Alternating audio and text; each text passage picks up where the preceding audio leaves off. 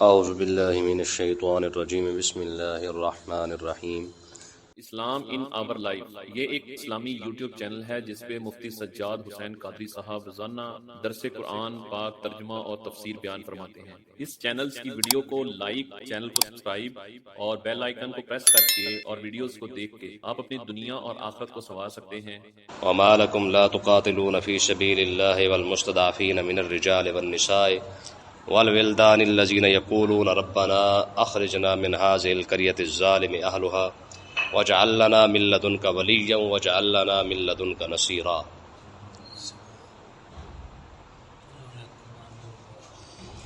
اس آیت کے اندر اللہ تبارک و تعالی نے مسلمانوں کی دعا کو بیان فرمایا ہے۔ مطلب یہ ہے کہ آقا علیہ الصلوۃ والسلام کی ہجرت کے بعد کچھ مسلمان تھے جو ہجرت کر گئے تھے اور کچھ مسلمان تھے جو مکہ شریف کے اندر رہ گئے تھے۔ تو جو مکہ کے اندر رہ گئے تھے ان میں دو قسم کے لوگ تھے۔ ایک وہ تھے جنہوں نے خود ہجرت نہیں کی ہے، دوسرے وہ لوگ تھے جو کمزور تھے، جنہیں دبا دیا گیا تھا، زبردستی قید کر دیا گیا تھا۔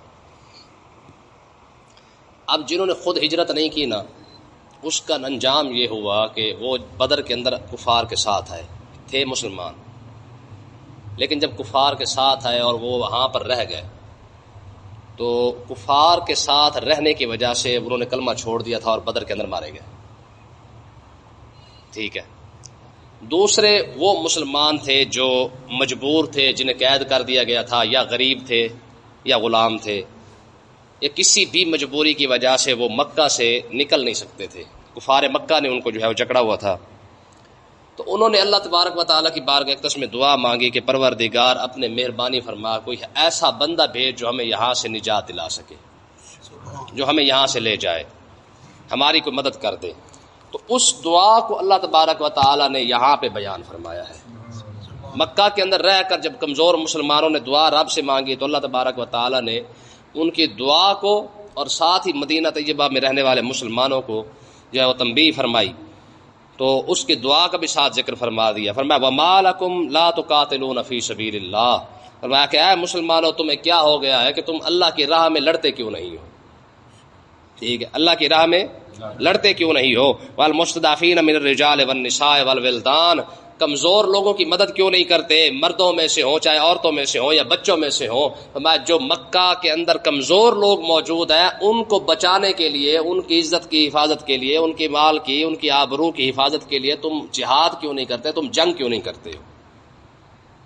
پھر آگے اللہ تبارک و تعالیٰ نے انہی بندوں کی دعا کا ذکر فرمایا۔ فرمایا تم جانتے ہو، تم تو مدینہ کے اندر بیٹھے ہوئے ہو، وہ مکہ کے غریب لوگ کیا دعائیں مانگتے ہیں؟ کہتے ہیں یقولون ربنا اخرجنا من هذه القرية الظالم اهلها، وہ کہتے ہیں کہ اے ہمارے رب اخرجنا من هذه القرية الظالم اهلها، ہمیں اس بستی سے یہاں سے نکال دے۔ کیوں؟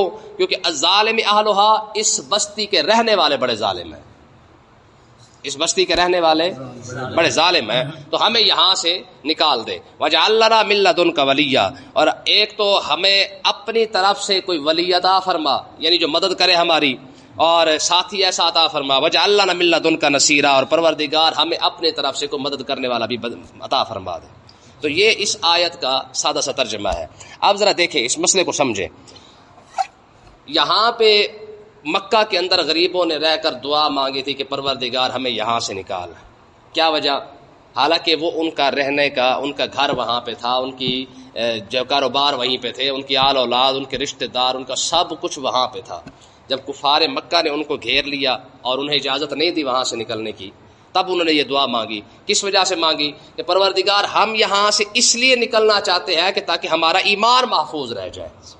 دیکھیں جی، باقی تو ان کو کوئی مسئلہ نہیں تھا، ان کی جائیدادیں وہاں پر تھی، ان کی آل اولاد وہاں پر تھی، ان کا شہر وہیں پر تھا، ان کا رہنا سہنا وہیں پر تھا، ان کا جم پل جس کو ہم کہتے ہیں وہ بھی وہیں کا تھا، مکہ، یعنی ان کا ملک وہیں پر ہے۔ لیکن اس کے باوجود بھی انہوں نے کیا دعا مانگی؟ میرے مالک ہم اس ملک کو چھوڑنا چاہتے ہیں، ہم اس شہر کو چھوڑنے کے لیے تیار ہیں، ہم اس شہر سے نکلنے کے لیے بھی تیار ہیں۔ کیوں؟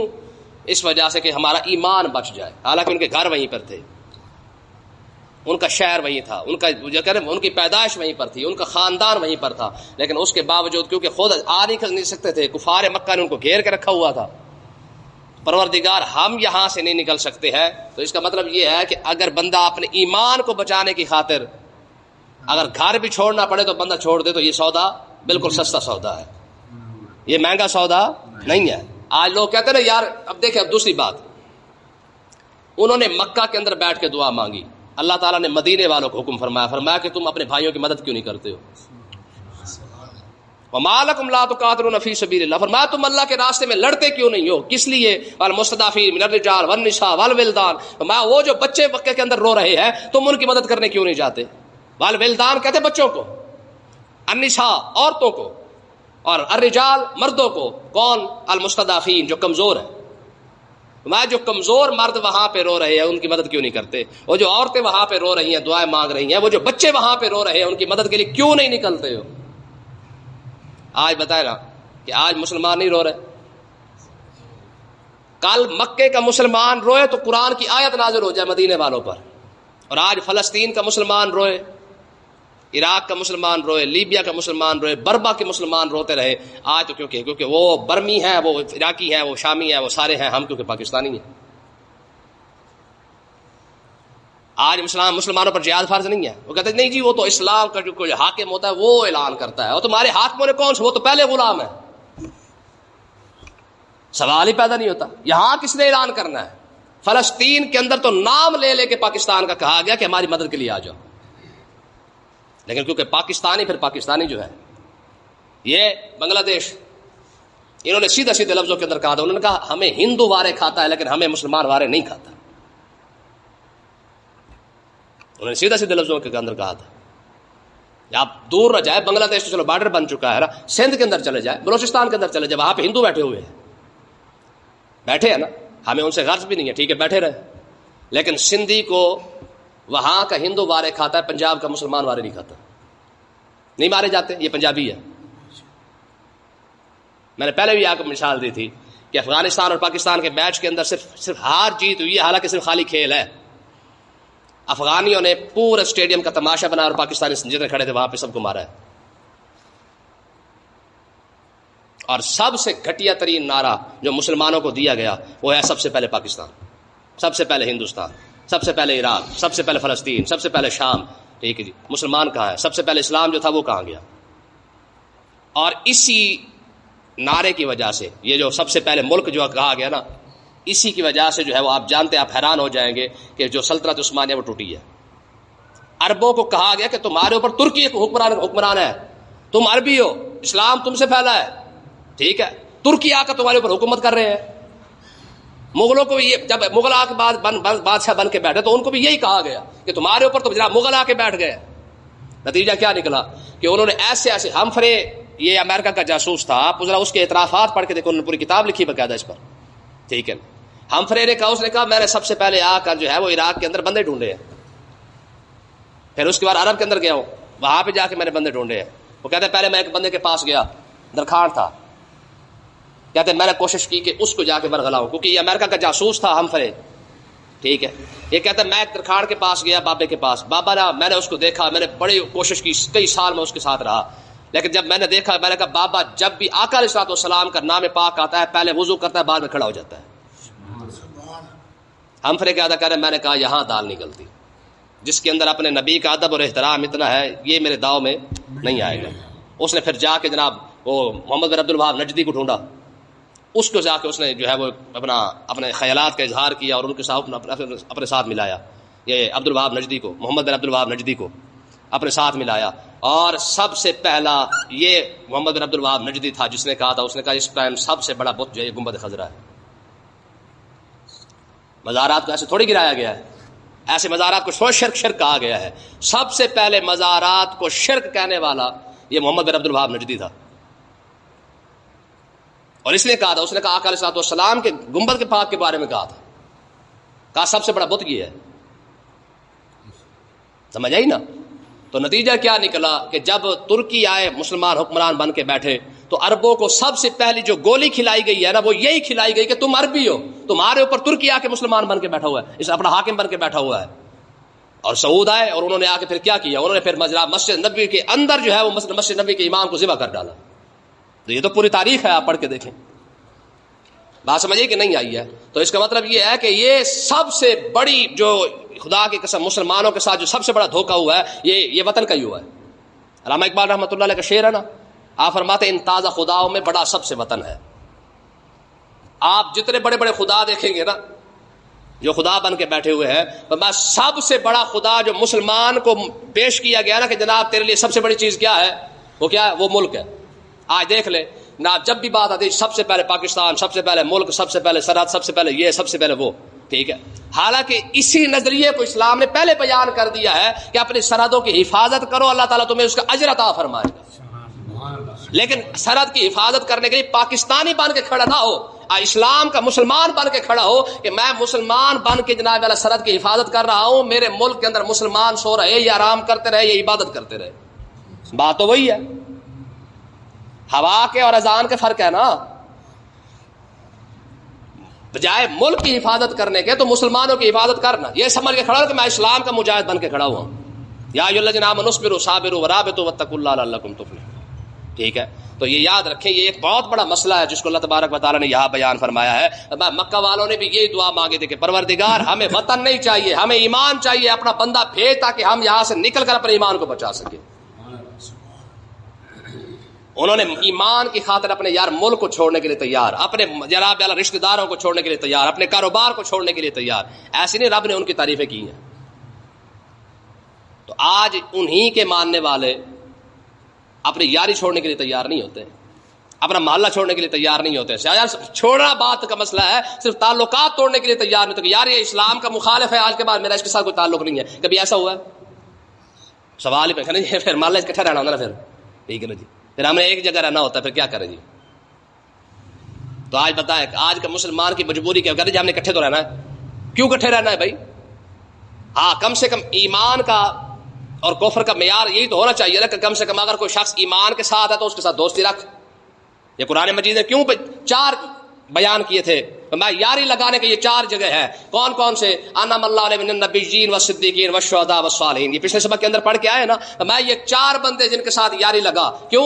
ان میں سے کسی کے ساتھ بھی تیری یاری لگ جائے، کسی کا بھی تو غلام بن جائے، اگر تو نبی کا بن گیا ہے، صحابی صدیقین کا بن گیا، یا شہیدوں کا بن گیا، صالحین یا علماء کا بن گیا ہے، ذالک الفضل من اللہ، یہ رب کا فضل ہے جو تیرے اوپر کہ تجھے کم سے کم یاری کے لیے ملے بھی تو صحیح یہ بندے ملے. ٹھیک ہے، تو انہوں نے کہا پروردگار وجعل لنا من لدنک ولیا، پروردگار ہمیں اپنے پاس سے کوئی حمایتی عطا فرما دے.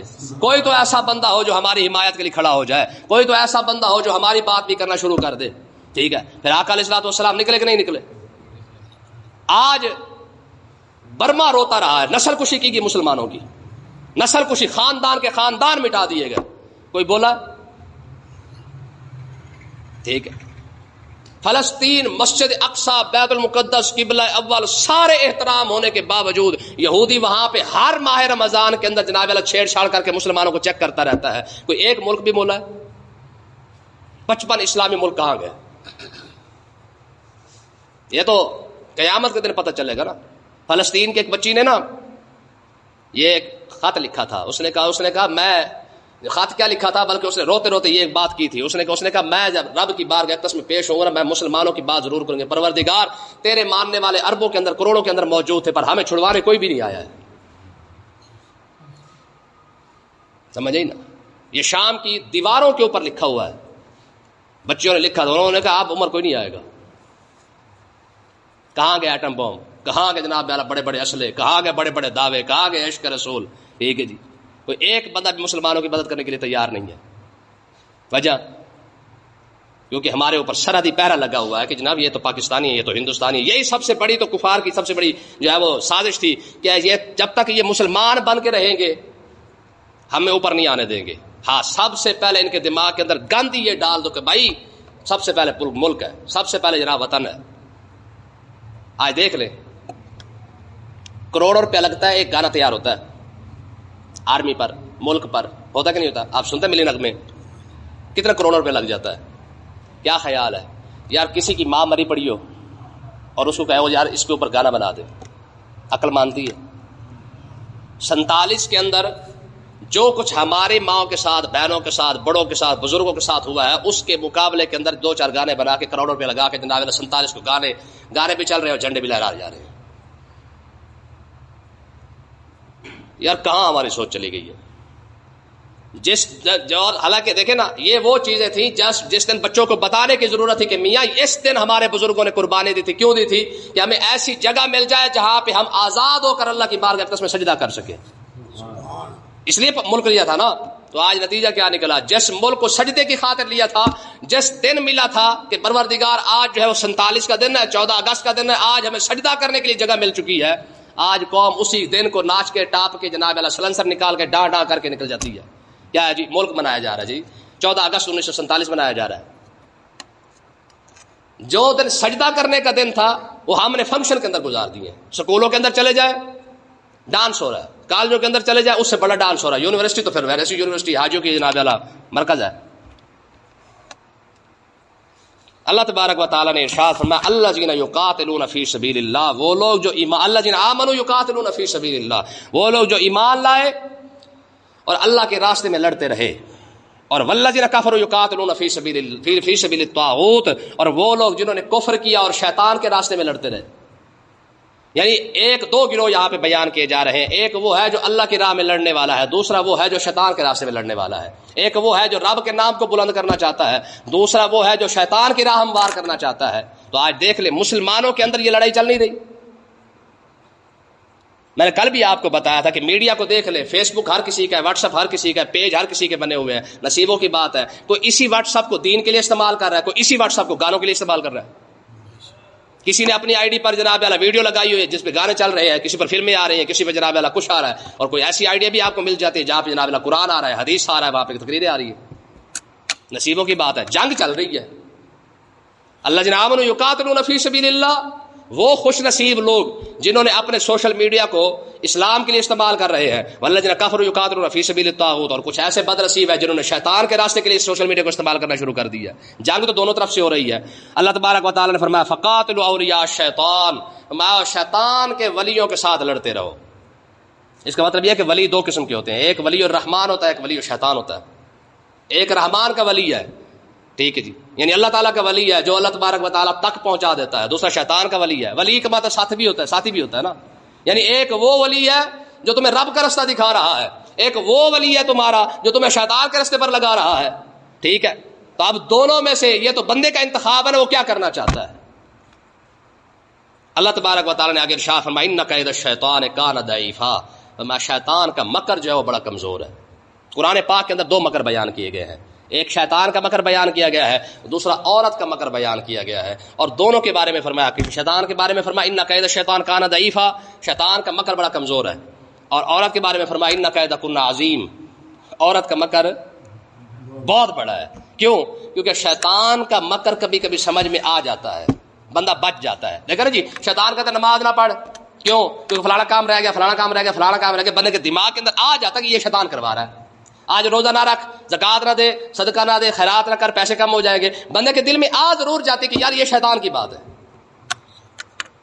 اور اگر بہشتی ہماری رو پڑے تو یہ سمجھ میں لیکن اس لیے علماء فرماتے یہ 2 مکر ہیں، یا تو اپنی بات چلاکی سے منواتے تڑی لگا کر، اگر نہ مانی جائے تو پھر رو کے منوا لیتی ہے.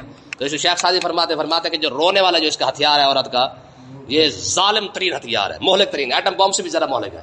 ٹھیک ہے جی، اس سے بندہ بچ نہیں سکتا ہے. تو اللہ تبارک و تعالیٰ نے یہ دونوں مکر بیان فرمایا ہے. فرمایا کہ ایک ہے شیطان کا مکر اور ایک ہے عورت کا مکر. شیطان کا مکر کمزور ہے لیکن عورت کا مکر کمزور نہیں ہے. اللہ تعالیٰ سمجھنے کی توفیق عطا فرمائے.